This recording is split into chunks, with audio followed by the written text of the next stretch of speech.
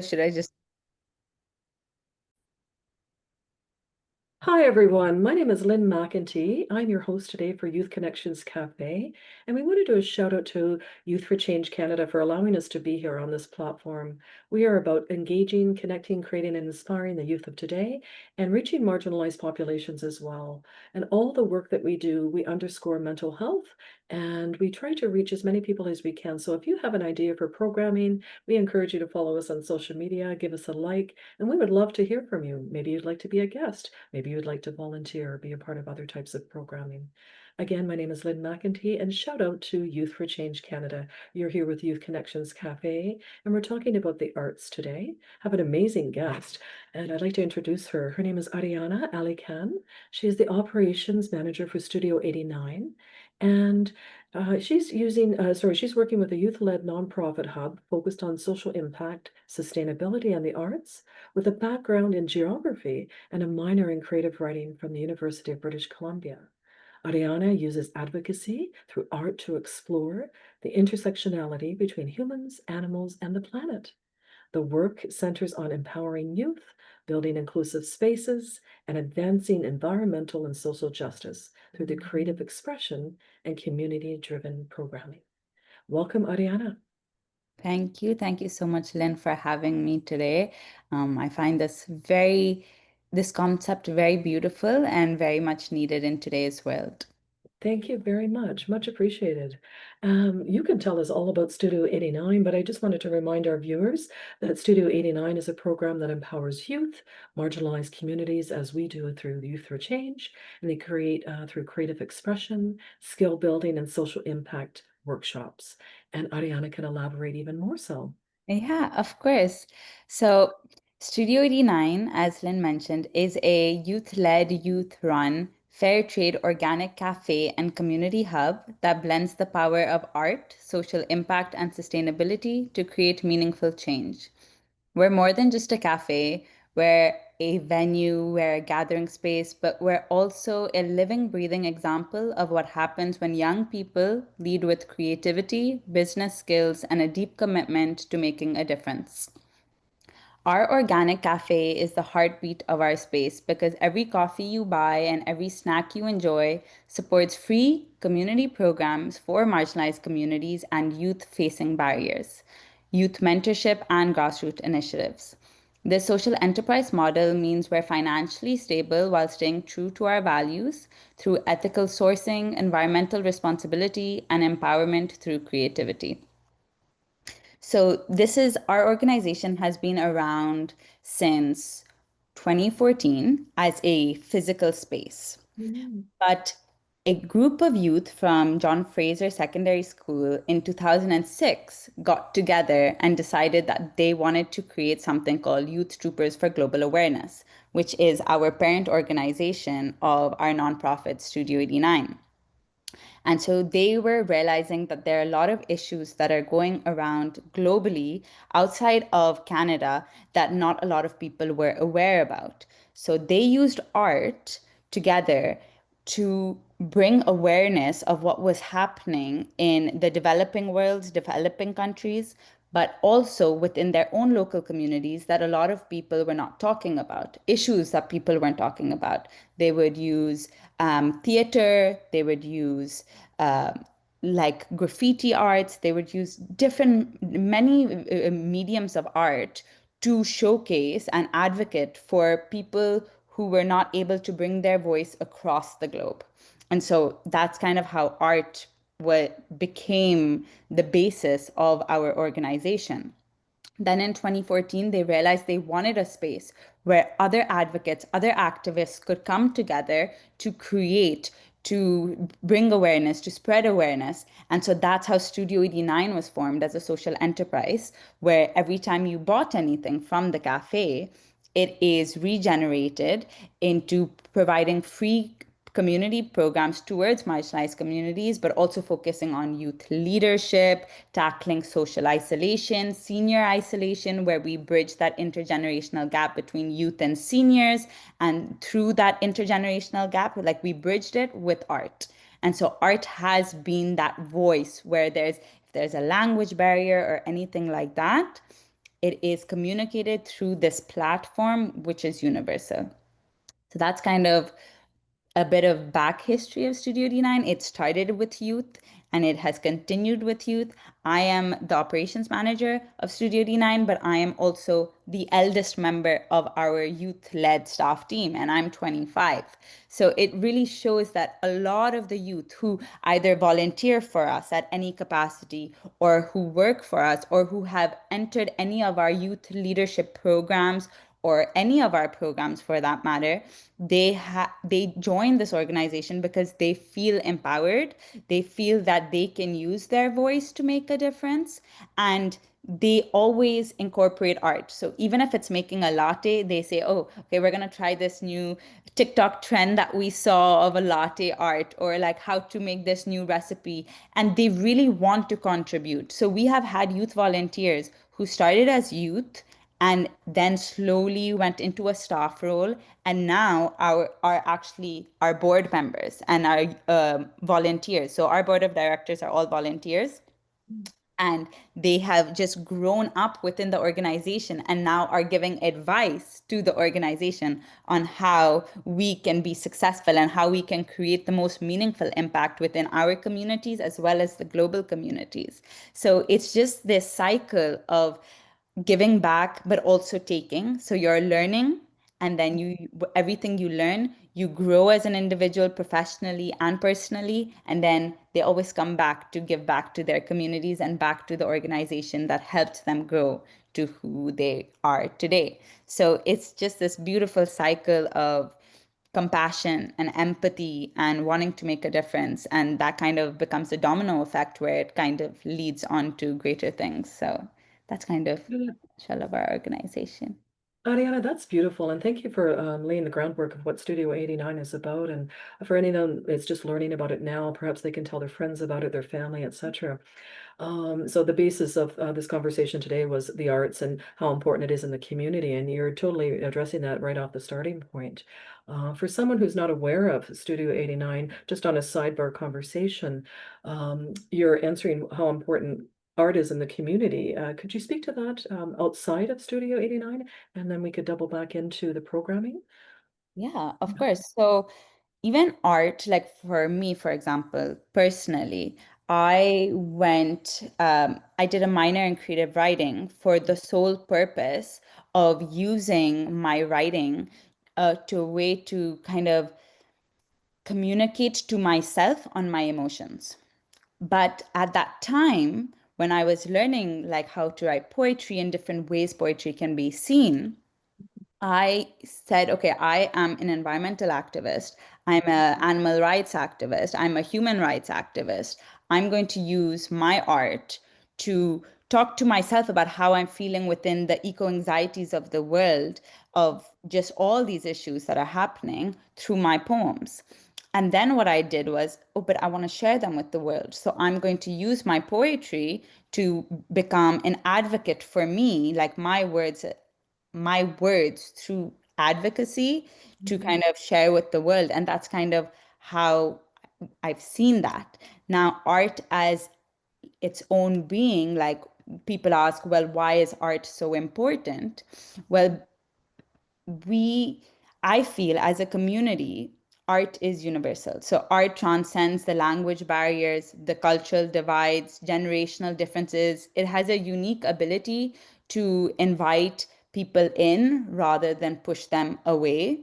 And in today's world where everyone feels isolated, especially after the pandemic, art is one thing that you can't really isolate, is my personal belief. I feel like even if you put it down on paper and you're not really showing it to the world, you have brought it into the universe.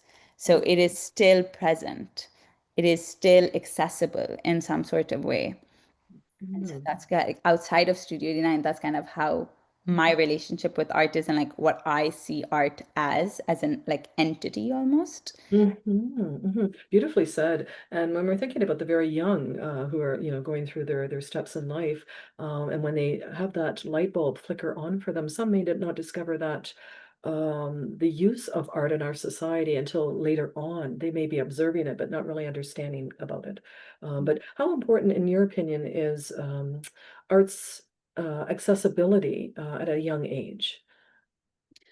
Arts accessibility at a young age. So seeing it now, I am seeing it become more accessible. So we are like Studio D9 and myself, we're both located in the city of Mississauga. Mhm. And there are so many organizations that have come up in the recent years that have made art so accessible. There's organizations like Visual Arts Mississauga, Mississauga Arts Council, where even the Art Gallery of Mississauga, for example, where they are doing many free programs for young people who are even children, and they are so accessible in the sense that there's so many of them, and there's so many partners, there's so many community partners. So for example, we're community partners with all these different arts organizations, these different artists, and a lot of them are youth artists as well who want to learn how to do different workshops, and so they utilize our space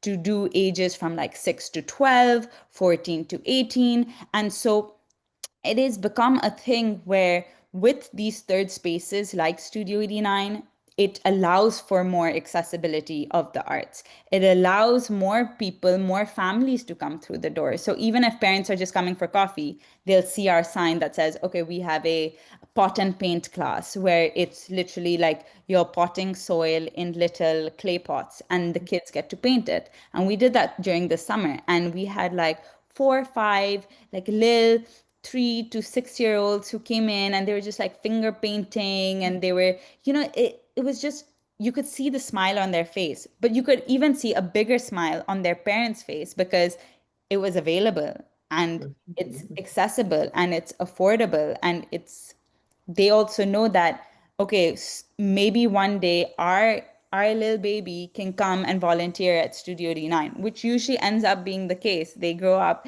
they be like, okay, what's the age you accept volunteers? And then they come, and then they are part of the art projects that are happening at Studio 89. So it's like you start from a young age, you get them inspired, and then they just stay within the arts. Whether it's our organization or any organizations, Mississauga has become an abundant arts community where artists have realized that the most important thing for the arts is accessibility of the arts.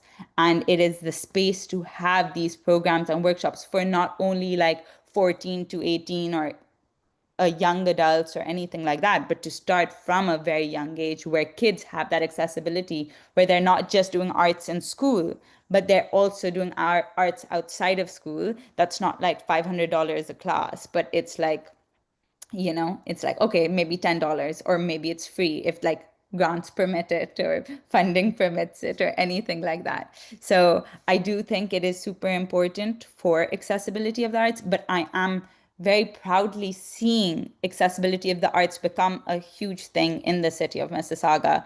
And they've put it as like our mayor, for example, has put it as a high priority because there's a huge correlation between mental health and the arts.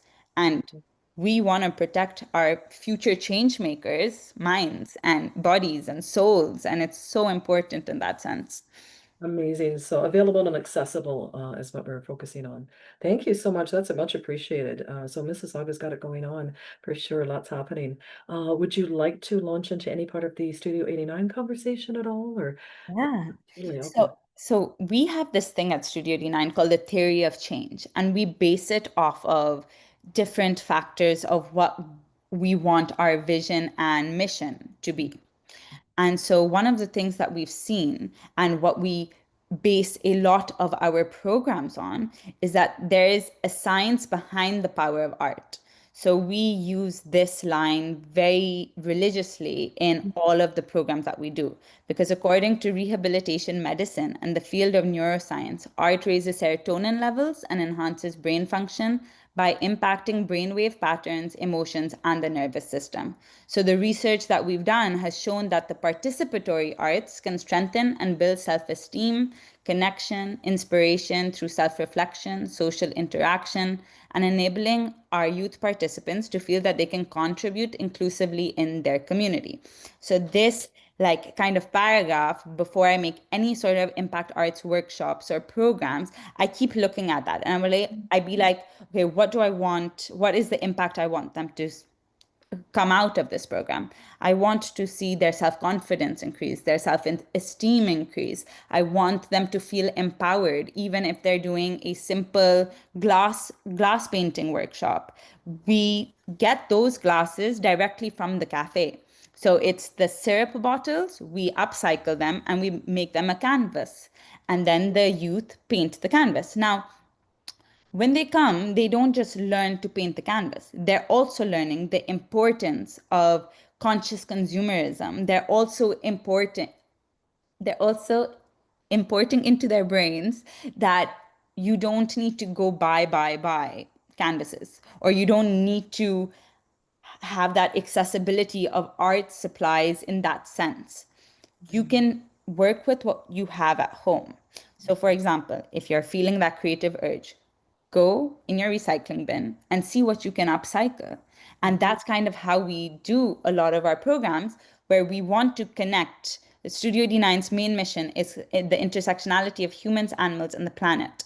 And why I focus so much on this statement on the research and the neuroscience of the arts is because I want them to be empowered. I want them to build their self-esteem, their self-confidence, but I also want them to see that they can create change in the smallest way simply by creating art from home or in community settings, by also focusing on things other than just the art.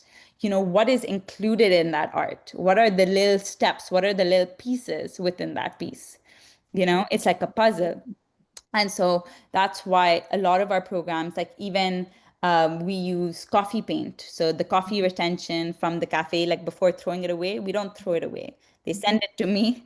I do a full process at home, and then I bring it in once a month. We have coffee and canvas paint nights where the community comes together. A lot of newcomers also come, and it is a great way for them to break down that social isolation, that social anxiety, because they're in a space that is safe, inclusive, and welcoming. And everyone who's entering into that space has that same mindset. We're going to come to this workshop knowing that I can go alone. I don't have to feel anxiety over that, because I know that either Aryanna or any of the facilitators or any of our youth volunteers will sit with them, and they will be part of that project. They will be part of that painting. And so Yeah. it's this community gathering almost. And then it goes like art equals community, which tackles any sort of I'm alone, I don't know what to do, I feel that I'm not included. No, no. Art Mhm. is inclusive. Yes. You are part of it, Yeah. Yeah. even if you just buy something from the cafe, you are still part of any of the arts programs that you do, because that's funding all the arts programs that you do Mhm. you know Mhm. and so in that sense, it's very important. Like even for our seniors, we do finger painting workshops with them. We have a seniors program coming up in October where they're going to be going on a photography walk into nature, and they're going to reconnect with nature, and they're going to realize that even nature is a piece of art. Mhm. It's perfect in its own way. And that connection, for Mhm. them, being in a setting of green and lots of oxygen, but also being in a setting of youth as well as fellow seniors from different cultures and different backgrounds. And the city of Mississauga is a very diverse, multicultural city.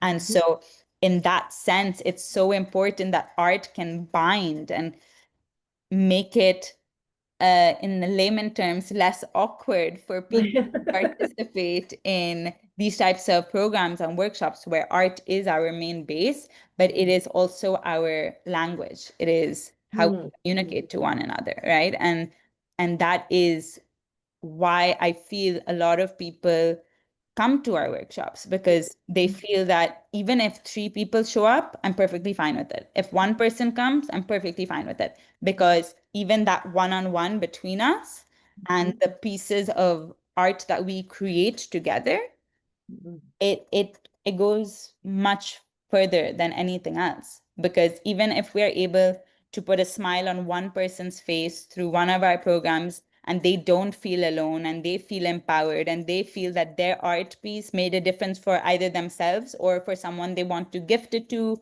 or someone, even if they give it back to me and they be like, oh, like, put it in your office in the back room. Oh, Like, it's just that yeah. that community is the most important thing when it comes to art. Hmm. Hmm. You're either seeing it, they are seeing it, or a Hmm. random person on the street is seeing it. But Hmm. it will make people think, because art is very subjective, right? When you're looking at Absolutely. it, you interpret each piece in a different way. But a lot of the times, when you're in a workshop with art, people talk about their art pieces and you learn so much more about them. And Mhm. that is the way where we use storytelling. And Studio 89 is massive on storytelling because we feel that storytelling changes the world. Mhm.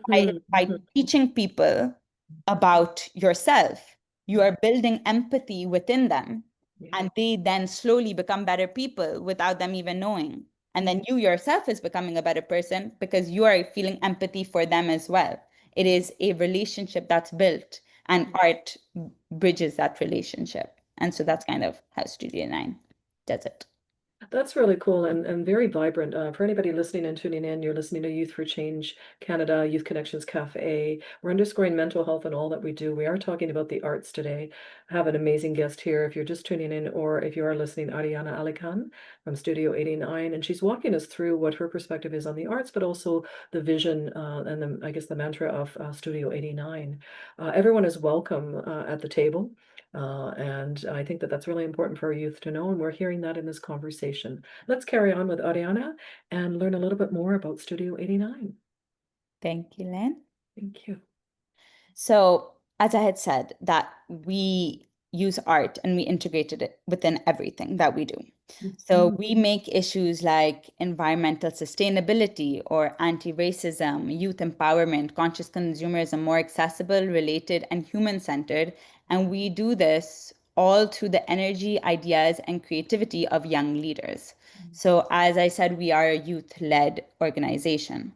And so youth are our foundation, and they are also who we're hoping to not mold, because I want them to mold themselves into whoever they want to be, but kind of guide them to be our future change makers. And we're hoping that through the creativity, they're able to use their voice, right? So art has many mediums, right? You have documentaries, which is one. You have singing, painting, poetry, finger painting, latte art creation, or even just a story slam or a poetry slam. It's all using your voice or using your words or using what you see in your vision to share with the world, right? So, examples of some art driven social impact initiatives that we have done is in the summers and sometimes during the fall, depending on our community's wants and needs. We do Docs and Lattes series, which is basically we do documentaries because movies are also great, but documentaries highlight what's not being shown all the time.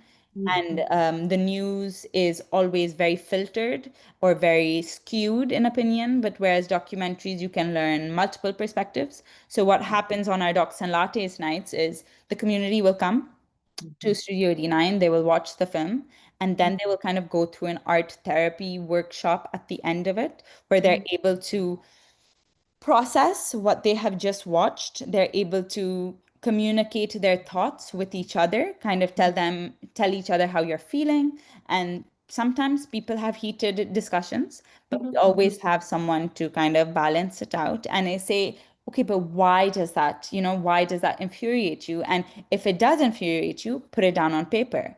We're kind of channeling any frustrations, any anger onto a canvas, Mhm. onto whether it's words. Sometimes you'll see people just write how they're feeling in big words, or sometimes they'll just get paint and splatter it on the page. Yeah. It Yeah. really depends. And it shows that in these times, it is A, Mhm. spreading awareness on very important social and global and human rights issues that are happening around the world. Whether it's human rights, we also show environmental rights issues and its connection to indigenous peoples and indigenous communities and their beliefs.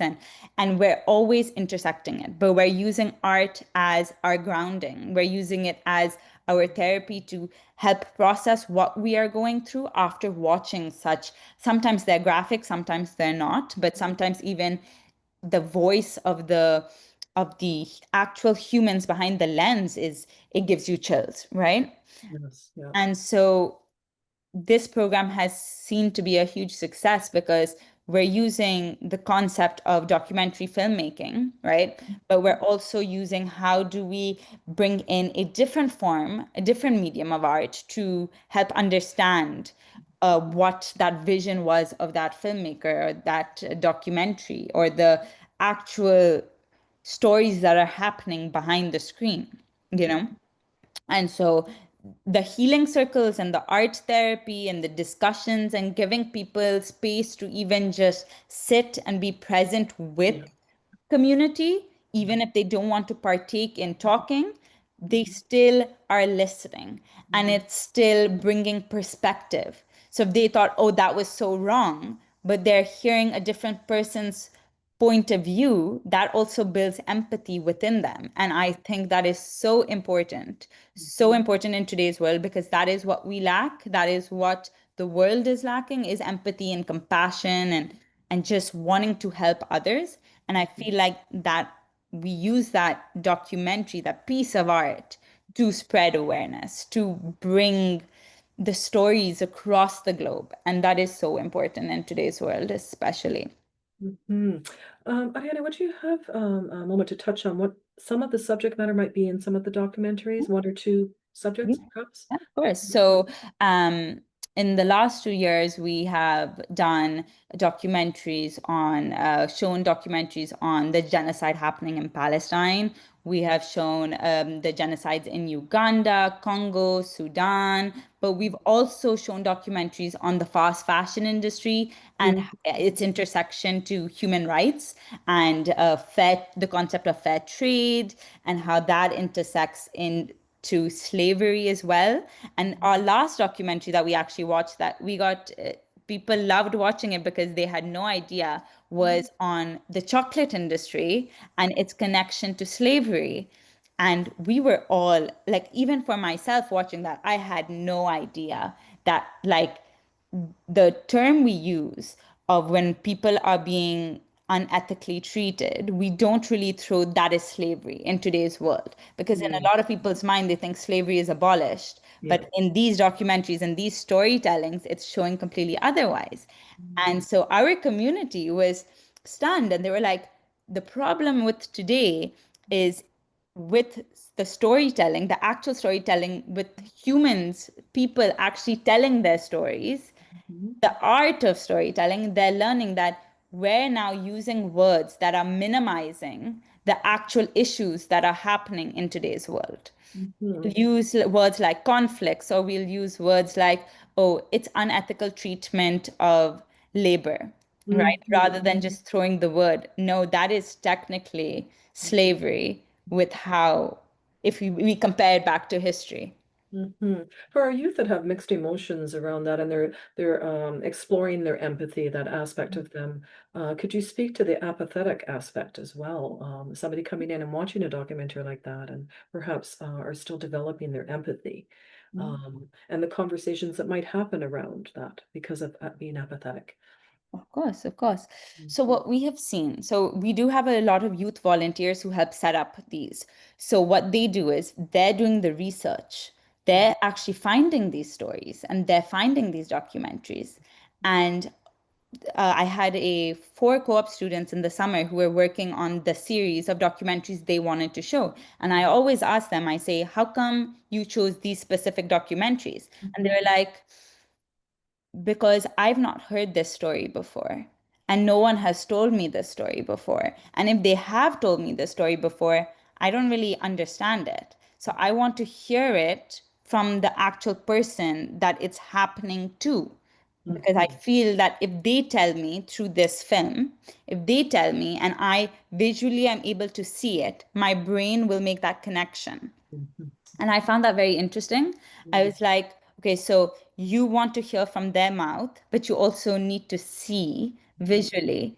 And I feel like that is kind of what's building their empathy. Because if someone tells you, oh, did you hear what happened in that country or to that person or to that community? They'll be like, oh, yeah, that's Mhm. life. But when you're actually hearing from those people, it Mhm. it's so empathy is kind of like a bone or a muscle. You have to build empathy. It Mhm. doesn't just come like that, Yeah. Yeah. right? And the way you build empathy is exposure, awareness. And slowly by slowly, just by talking to one another through that form of communication, you're already focusing on that empathy. By Mhm. focusing on active listening, which is very key and not a lot of people do, you're already, just by active listening, you're building that muscle, that muscle that is empathy. Mhm. Because through different, so that's why before the documentary screenings also, I think, what was it called, it was so interesting.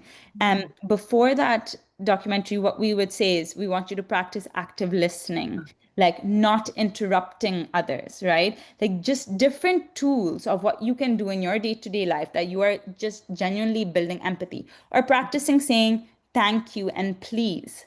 Mhm. A lot of people today, everyone's in a rush and they Yes. forget to either say thank you or please or I would appreciate, Mhm. I would appreciate if you could assist me with it. It's the language we Oh, use that yes. we don't realize is already our, like, going to the gym. It is Mhm. going to the gym for our empathy. And that's kind of what all these programs are. They're boot camp Yeah. to building our empathy. So simply thing like watching a film or discussing the film afterwards. The empathy won't be there immediately, especially if you're a young person. But if you Mhm. just actively listen and pay attention to another person, Mhm. you will feel something. You will slowly, Mhm. slowly feel something. Yeah, and it's interesting you're mentioning that because even languages that the chosen prepositions of with and at, are you talking with someone where it's collective or one directional at someone? And so Yeah. when teaching English, I often thought that when teaching students, I thought, which one are you choosing? Do you want to be collective? Do you want to be engaging? Or is it one directional and one person, my way or the highway kind of thing, right? Yeah. And it's wonderful, actually, when you see that evolve in a person, and even for public speaking skills for that matter. Active listening, it's so beautiful when you can see that unfold Yeah. using the left and right brain learning. It's very, very cool. Yeah, Yeah. thank you. And we also see that a lot, actually. So we have a lot of high school students who come into our space, and I mentor co-op students every term from different community schools that we are partnered with, our community partners, and they send their youth to us, part of our youth job skills program.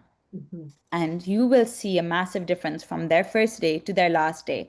Not like, yes, on their skills, on their professional skills and everything like that, but their personal skills. On the Mm. first day, they think, oh, like, it's friends, it's fun, it's a youth-led cafe. How cool, right? Yeah. But then they realize the work they're doing, and so they automatically start opening their ears. Mm. They automatically become active listeners, and I was wondering why. So I always do exit interviews with them, as though, like, create that professional setting for them, Mm. and they always say it's like, because we actually want to hear. Wow. We want to hear. And a lot of today's world, why people are not active listening, because they don't actually care what the other person is saying. Mhm. And there again, it's the compassion, it's the wanting to know. Mhm. And when you slowly do the storytelling, whether it's, oh, every donation, every purchase is a donation to free community programs, initially they weren't hearing that. And a lot of customers who come in, they don't hear that. But once you explain the story, and you actually say these are the impact that you're seeing with these stories, then they start opening their ears, and then their empathy within them is building towards this organization or towards each other. And that Mhm. is so important. And so the youth who come into the space, they come not knowing what the organization is. They leave with telling all their friends, come volunteer at Studio 89, because they know that their friends are A, going to have a lot of fun because I'm quite a fun person, but B, that they will be able to put their passions and they will be heard and they will also be given feedback, but not in a way of don't do this, do that, but oh, I would love to know your opinion on how we can improve this piece of work or how we can improve the impact your work will generate. And it's the words, it's the language we speak to youth that are so important. So, yes, it's the language youth speak to each other, but also how adults speak to the younger generation. Mhm. I wonder if you've ever done any work on active listening in terms of cell phone usage, uh, and exploration of that with youth and building empathy, because it is a one-directional type of thing when you're engaging in your phone and such. And our society is set up that way these days, where many people speak of that, youth as well themselves, families. I had a photographer actually just noticing the work that they had done, but they removed all of the cell phone devices and how people were looking in that setting, and nobody was engaging with each other. I saw Did that. you see that? Yes, yeah, Yeah. and that really spoke to me. And I thought, oh my goodness. I wonder if you have time to address that. Is that something that is when people come to the door, when they come into that setting, that's something they're not engaged in? They leave their cell phones behind, or have they done work with that in developing art with their cell phones before? Yeah, so we have four sectors of our youth job skills program, like for mentoring youth. So we have the cafe where they're learning, interpersonal skills, they're learning how to communicate with the community, and they also are learning things like responsibility. And they know one of the things with handling food and handling any sorts of kitchen supplies, they're not actually allowed to touch their phones because of the germs. So if they're interested on actually be learning how to be a junior, so we don't call it barista, we call it junior coordinator, because they're not actually just making coffee, they're also they're tending to their community, but they're also, we have a lot of different types of youth from different abilities, so they're learning how to interact with one another. We have some neurodivergent youth, we have some youth on the spectrum, all types of abilities. And because of that, each youth, whether they're, as the regular people say, regular, but I just say they all have different special abilities, they're able to communicate with someone who has a different ability to them. And that's so important. They're becoming friends with people they wouldn't become friends with outside of this setting in a general sense, you know? And so, because of that, they have so much focus on that specific impact that they want to create, whether it's making a beautiful fair trade latte that's also rainforest friendly alliance certified coffee, but they're knowing that what they're putting in that cup, they're also contributing to like fair labor. And so it's not that they're just making coffee, they're actually thinking about the things they're creating, and so they don't use their phones. Then we have marketing. They use their phones, but they solely use their phones to make sure that they can make Studio 89 viral. So I think I let them use their phones well for that. They create content, and it's something they're very passionate about, creating marketing content. Yes. But then we have creative writing students who focus on simply just writing their pieces of work and publishing it to the world through our website. And so they don't use their phones because they're literally doing research. They're passionate about it. And so a lot of the people who volunteer here, yes, you'll see the ones who just need their minimum hours for a school, but because they want that, that's their goal. They're not going to waste time on their phone. They want to get those hours done with quickly. So either way, in all of those situations, they're very passionate and they have an end goal for what they want to achieve. And so they do minimize. On occasion, you do see a phone here and there, but then I just have a simple conversation with them saying what they could be doing, what they could be learning, what difference they could be creating. And very quickly, they go off their phone and they start creating whatever they would like to bring into this world. So it's just about kindness. It's about, I always say, kill him with kindness. It's like one of these songs that happen. You just, if you're extra kind, they're going to not want to not give back kindness. Yeah. Mhm, mhm. It's a partnership, and we're all partners. We're all the same level. We're all human beings, and we all just want to create change. It sounds like it's happening actually. So creating change. It's amazing. It's great speaking with you and the diversity of people that come to Studio 89. And it's amazing. And intergenerational sectionality. Fantastic. I wondered if you wanted to show some slides about what's happening at Studio 89. Yes. Yes. I completely forgot about that actually. I got so engaged in. Oh, I love it. Yeah, no, it's great. And we're engaged with you. So thank you. Where is this? So I just wanted to show. So Sure. this was in 2011, our Youth Troopers for Global Awareness, our Studio 89 team. They actually, I'll just show like a couple minutes of this, but they did a TED talk. Mhm. I don't know if you can see it. At the moment, Can you see anything? I can't right now, but it looks like it wants to. It wants to show something. Your screen sharing is paused. Hmm. Yeah. Oh, I don't know why that happened. But would you like me to just send you the link for it? Sure. Yeah, absolutely. I could always add that to our thing. And do you want to try one more time? I can try. Sure. Absolutely. Maybe that specific one's not working. Let's see. Okay. Share. Sure. Can you see my screen? Yes. Yes. Okay. Okay. So actually, I will show this one instead. So this is our Senior and Youth Connect program that we did in 2021. It was during the pandemic time. And Mm, this is kind of how we used art in a virtual setting, per se. okay. Yeah. Thank you.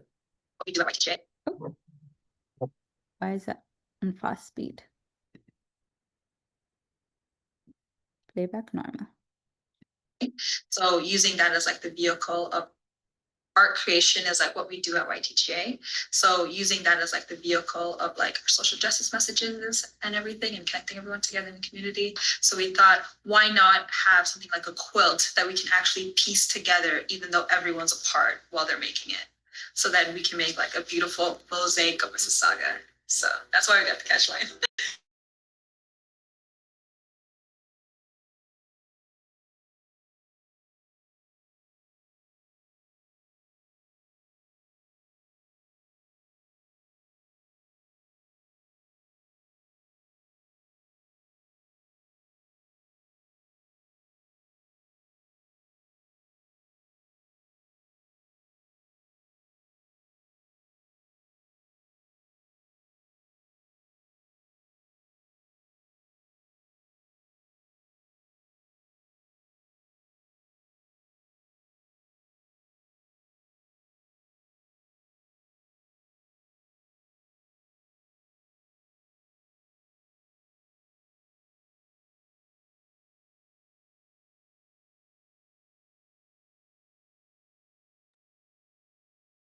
And we're getting the visual version, just wanted to confirm no audio, but we are getting understanding of what it's about.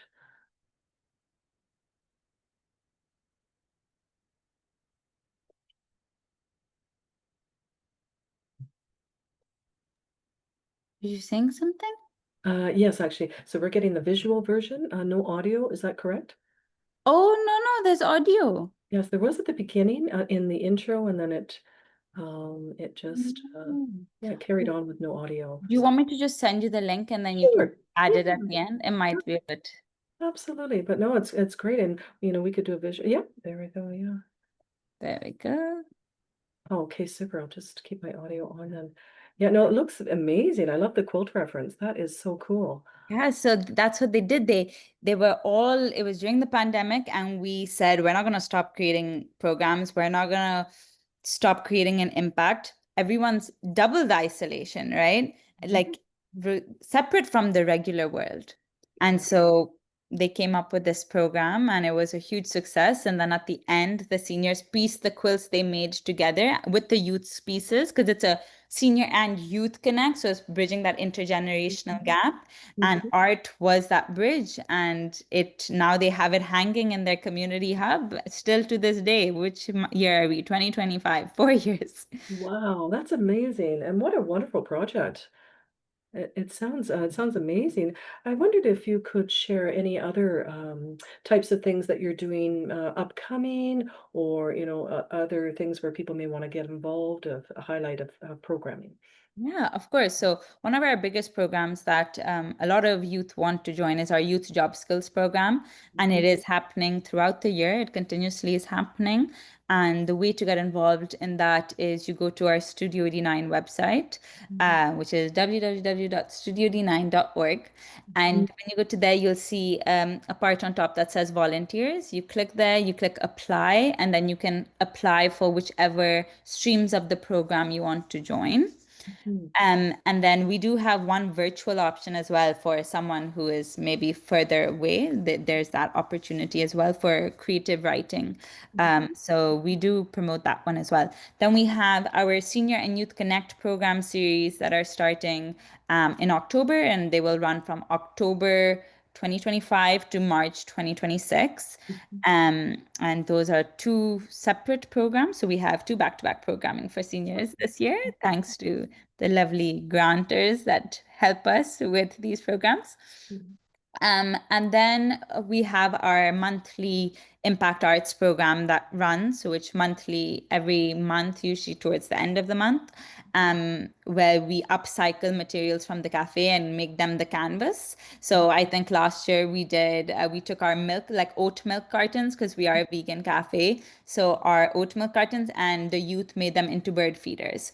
So Yeah. just like different things like this, we have continuously going on. And so if whoever is watching, any youth, any families, when you go to our Instagram, which is at Studio with three O's 89, you can see any and all programming that we've done or that we're doing. And then also on our website calendar, you're able to see every event that we're doing.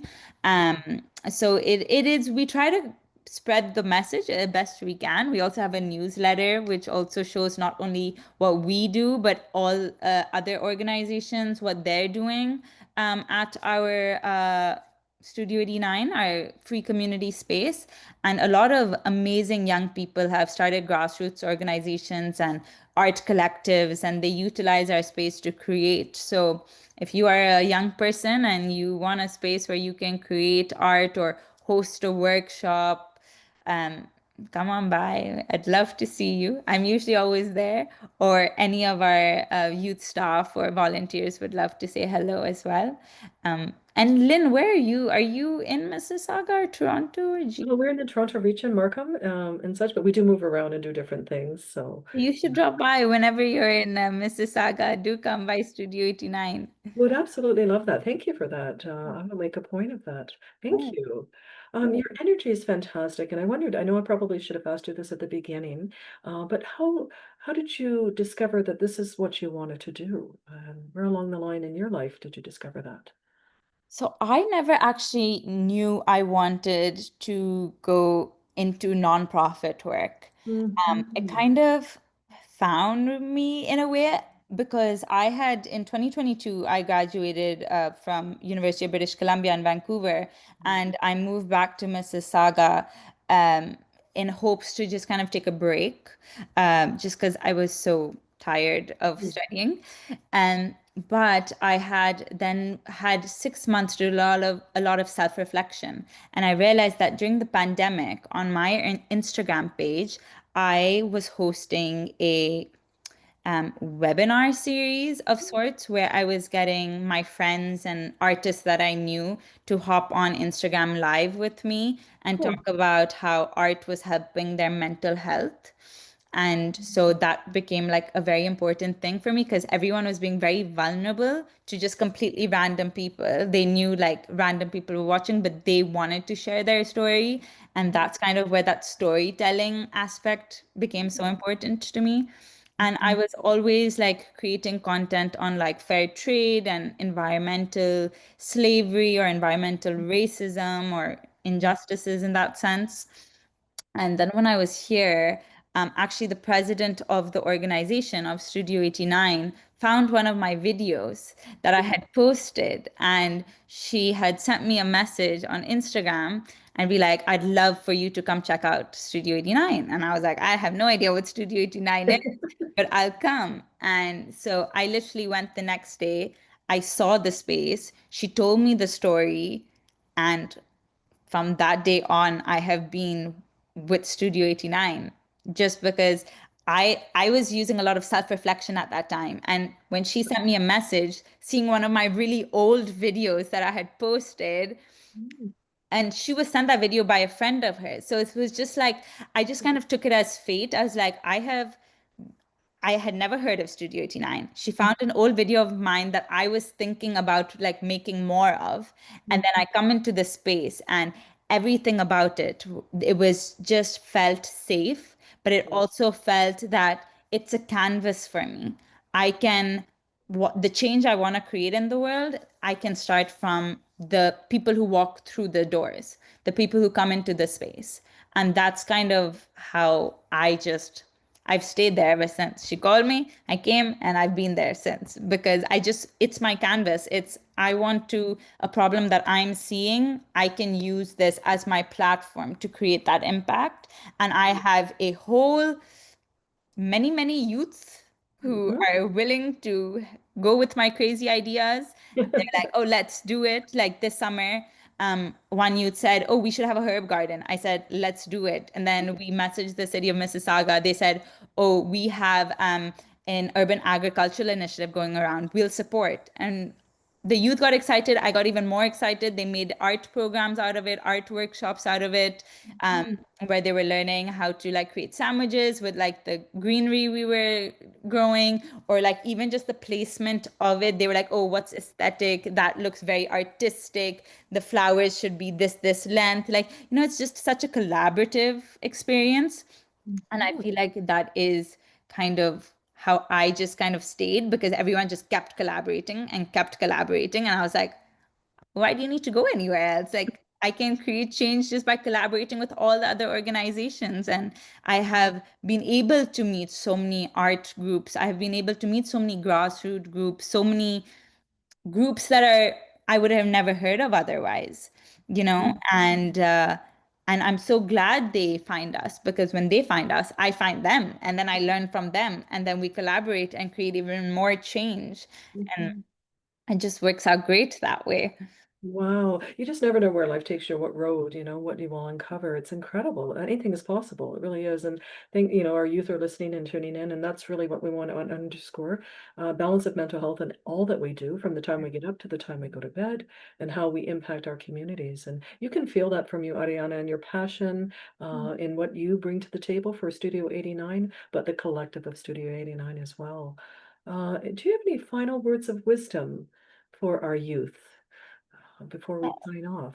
So I personally feel like as a youth myself, I still consider myself a youth. Mm. But I feel personally that if you see a problem, you can say, but it doesn't have to actually be through your mouth. Mm. Use any form that you think is important, whether it's writing or creating a comic strip where you have completely actually not spoken directly about any issue you have, but you're just using it as a way to express yourself. Because we, as the world, want to hear your voice, because your voice is who's going to last much longer than we are, because you are the future and we want to hear what you have to say, because that's literally why me personally, I'm doing anything. I care about you. I want to create that change for you, but I don't know what change to create unless you tell me. So just always use your voice and always tell people what you're thinking, because what you're thinking is valid and it's so important. Whether you even think it's tiny, it's not tiny. It's very big, and you're doing great, and keep it up. Beautiful. We have been spending time with Aryanna Alikhan from Studio 89, who is a wealth of knowledge and sharing with us today. So we really appreciate that. On behalf of Youth for Change Canada and Youth Connections Café and myself, Lynne McIntee, the host, it is a pleasure to spend time with you, learn and grow as a collective. And thank you so much for your time. Thank you so much, Lynn. I really appreciate being on this platform. Thank you. And we'll have others follow you on social media. We will post the social media as well so people can check you out. Studio 89, lots going on. Thank you so much. Thank you, Lynn. Bye, everyone.